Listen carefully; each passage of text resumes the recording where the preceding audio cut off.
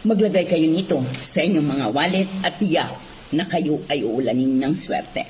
Alam ba ninyo na ang dahon ng laurel ay isa sa pinakamabisang panghatak ng swerte, lalo na kung samahan natin ito ng pagsisikap at panalangin. Hindi po natin sinasabi na bibigyan ka nito ng pera, ngunit tutulong ito upang mahatak mo ang positive energy na magiging sanhi upang tayo ay swertihin sa ating buhay kapag tayo ay nagsisikap at laging nananalangin. So ilagay mo lamang dito sa likod ang prosperity, wealth, and health. Ilagay mo po prosperity, wealth, and health. At pagkatapos ay hawakan mo ang dahon ng laurel at ibulong mo. Lahat ng uri ng swerte ay dadaloy sa ating buhay katulad ng ilog. Lahat ng swerte ay dadaloy sa aking buhay katulad ng ilog.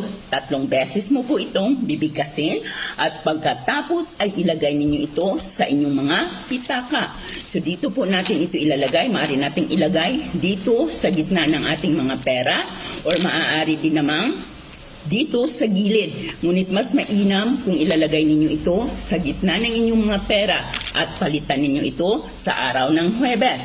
Maaari ninyo itong durug-durugin sa araw ng Huwebes at ipaligo ninyo